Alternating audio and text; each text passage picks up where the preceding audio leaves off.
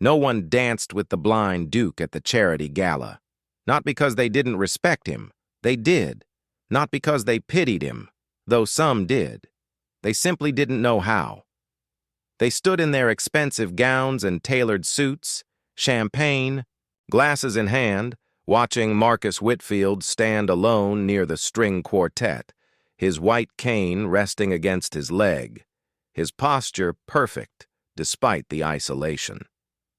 Then Claire Winters, a graduate student in a borrowed dress, walked across that polished floor and took his hand.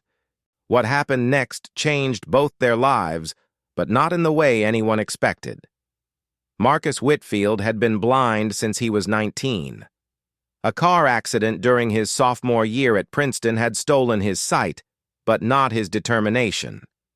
Now, at 34, he'd built a technology company worth $200 million, developed accessible software used by schools nationwide, and sat on the board of 3 major nonprofits. His older brother, David, managed the family estate in Connecticut. His younger sister, Jennifer, worked as a civil rights attorney in Boston. The Whitfield name meant something: old money, philanthropy, influence. Marcus lived independently, in a renovated brownstone in Manhattan's Upper West Side. He had a guide dog named Porter, a personal assistant named Rachel who handled his schedule, and a driver named Tom who took him wherever he needed to go. He navigated his world with precision. Every object in his home had a place. Every routine had a purpose. He'd learned to read people through their voices, their breathing patterns, the subtle shifts in air when they moved closer or pulled away. But social events exhausted him in ways business meetings never did. At work, people needed things from him: decisions, signatures, approvals. The transactions were clear. At galas and fundraisers, people performed politeness. They spoke louder than necessary, as if blindness affected hearing. They grabbed his elbow without warning. They asked questions like, "How do you even know what you're eating?"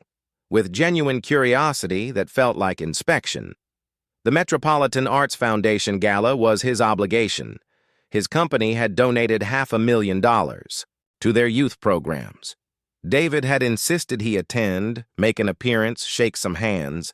Marcus agreed because saying no would have required an explanation he didn't want to give. He'd brought Rachel along to navigate the crowd, to whisper names and positions when people approached, to extract him if conversations grew uncomfortable. He stood near the orchestra because he could use the music as a reference point. The violins were to his left, the cellos behind him, the harp somewhere to his right. He held a glass of champagne he wouldn't drink, listening to the conversations flowing around him like water around a stone. Then Claire Winters arrived late, breathless, wearing a navy blue dress her roommate had lent her because her own clothes weren't appropriate for events like this. She was 26, finishing her master's in music therapy at Columbia. She'd been invited because her program coordinator thought she'd benefit from networking with donors. She knew exactly 3 people in the room, all of them faculty members, who'd already disappeared into conversations with important strangers. She saw Marcus from across the ballroom. Not because he stood out. He didn't. Not obviously.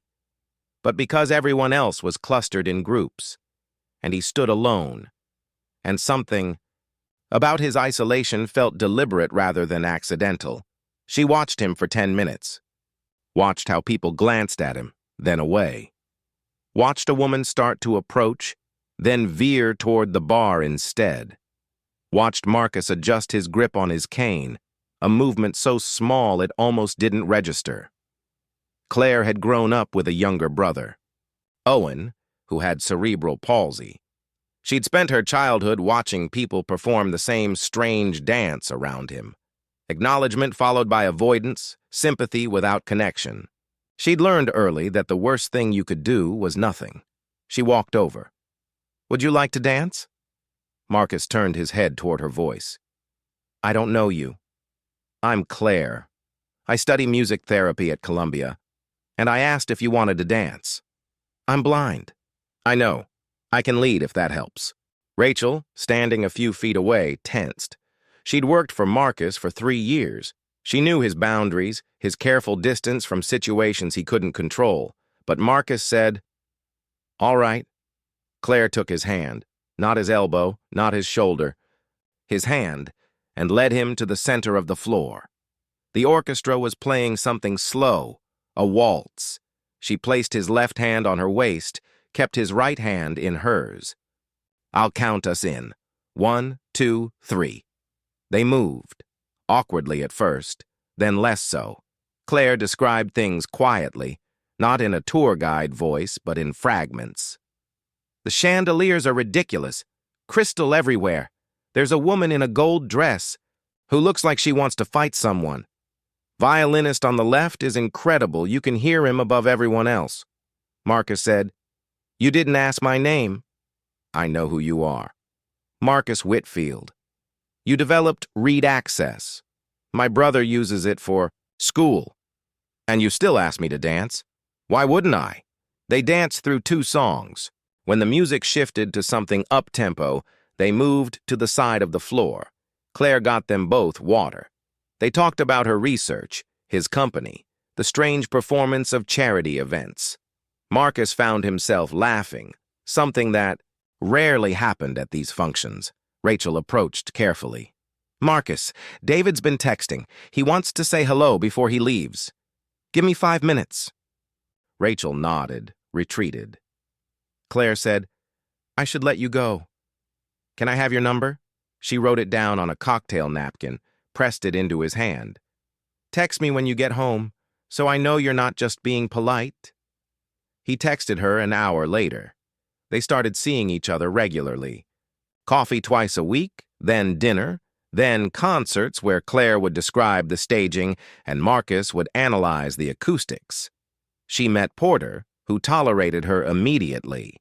She learned the layout of Marcus's apartment, the way he organized, everything in straight lines and right angles.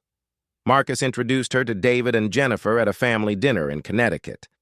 Jennifer liked her immediately, asked about her research, her goals, her opinions on policy.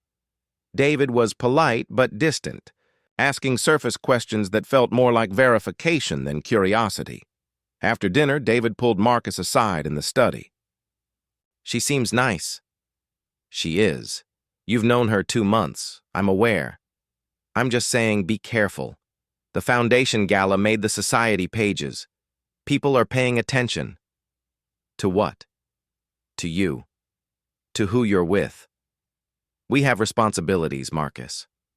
Optics matter. Optics. You know what I mean?" Marcus did. He'd always known. The Whitfield family operated within certain expectations. Marriages happened within particular circles. Partners came with pedigrees, connections, shared understanding of what wealth required.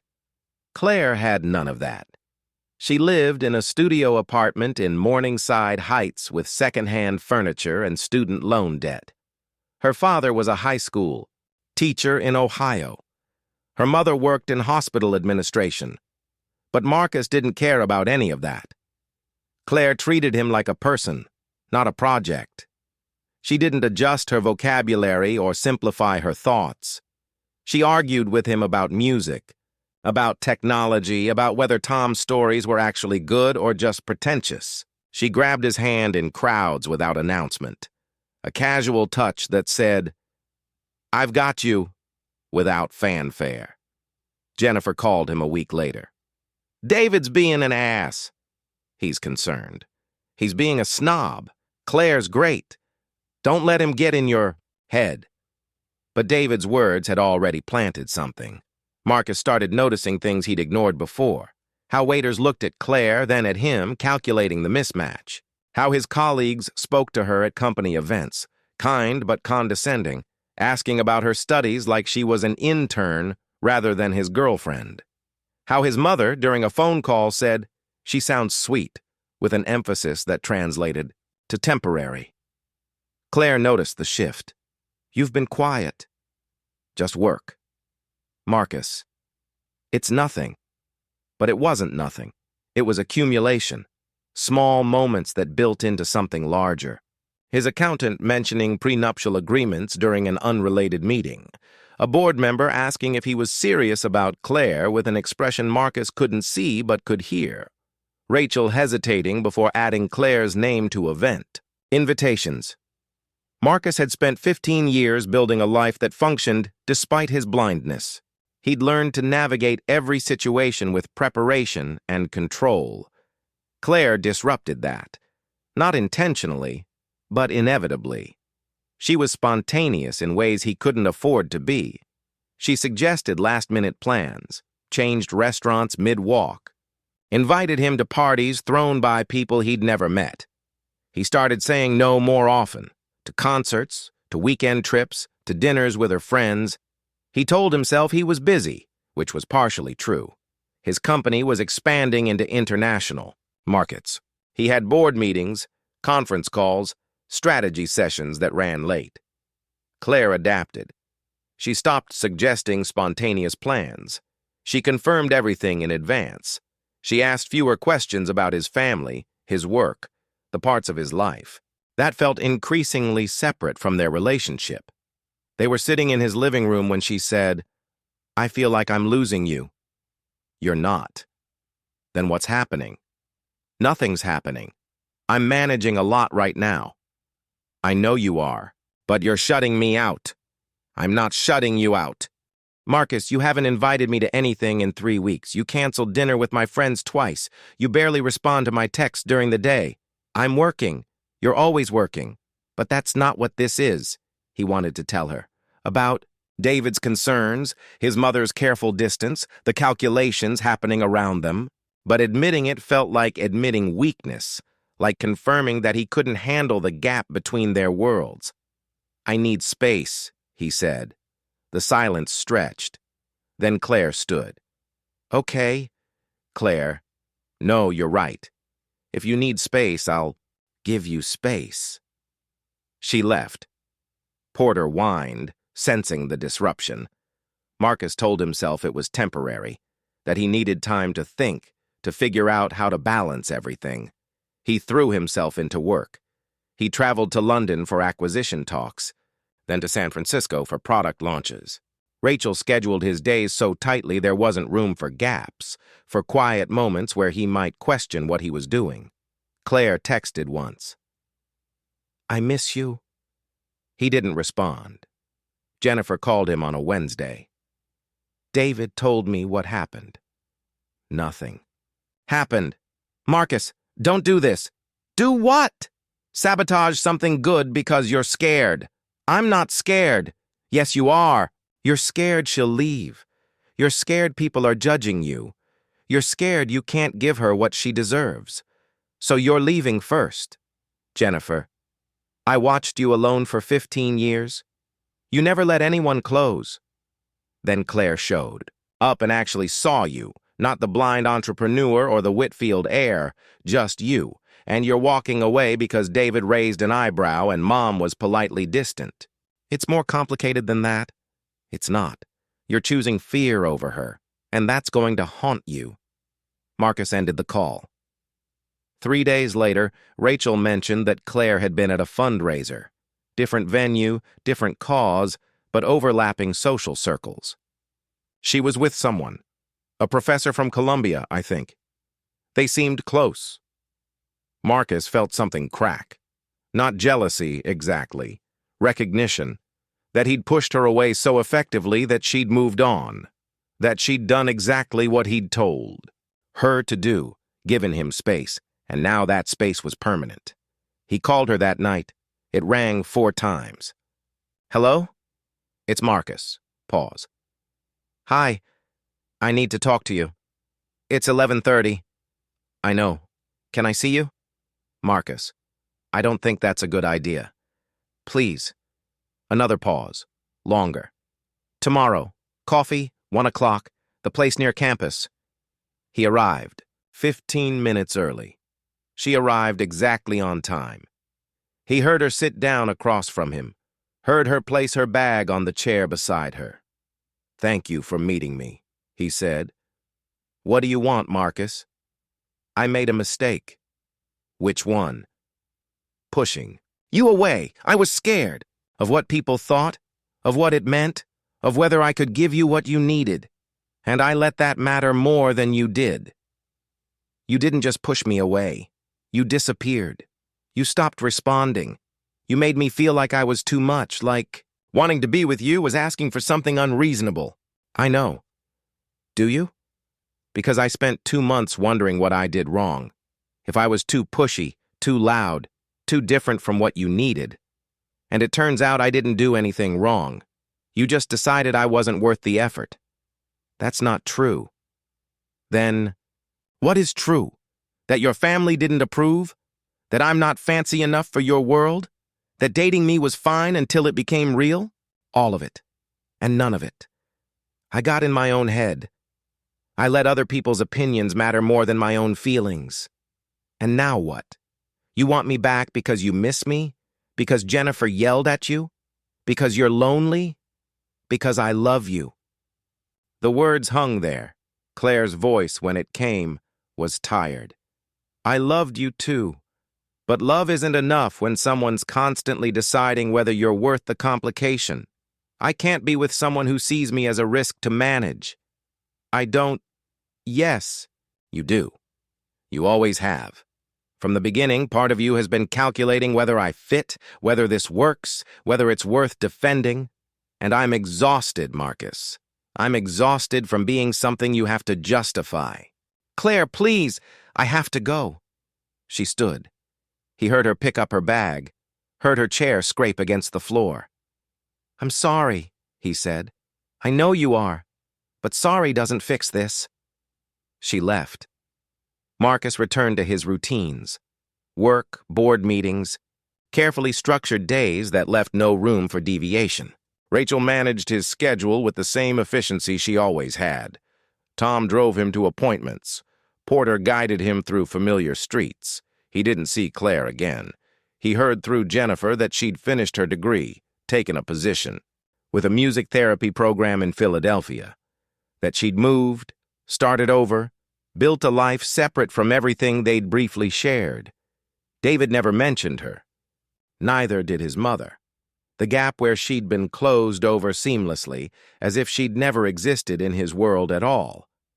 Marcus attended galas and fundraisers, stood in crowds with champagne he didn't drink, listened to conversations that required nothing from him but presence.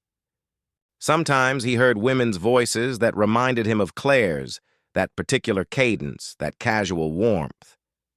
But they were never her. She was gone. Jennifer visited on Thanksgiving. They sat in his living room while Porter dozed by the fireplace. You. Still think about her, Jennifer said. Not a question. Every day. You could call. And say what? That I'm sorry? I already said that. She doesn't want apologies. She wants someone who chooses her without hesitation. I wasn't that person. You could be now. It's too late. She's moved on. And she should. She deserves someone who doesn't second-guess everything. Jennifer was quiet for a long moment. Then she said, You spent 15 years proving you could do anything despite being blind. You built a company, created accessible technology, showed everyone who doubted you that disability doesn't define capability, but you let fear convince you that love was different, that it was something you couldn't navigate, couldn't trust yourself with. Maybe I can't. Or maybe you were just afraid to try. Marcus didn't respond, because she was right. He'd faced down investors, competitors, every obstacle his disability created, and he'd won. But when Claire Winters had taken his hand and asked him to dance, when she'd offered him something real and unguarded and full of risk, he'd panicked. He'd calculated the odds, weighed the complications, and chosen safety over possibility. And now he lived with that choice, in a perfectly organized apartment with a perfectly structured life and an absence that no amount of success could fill. Some fears are louder than others. The fear of judgment, of not fitting, of being too complicated, those voices can drown out everything else, until the silence they leave behind is louder still. And you realize that the risk you avoided wasn't the one that would have hurt you. It was the one that would have saved you.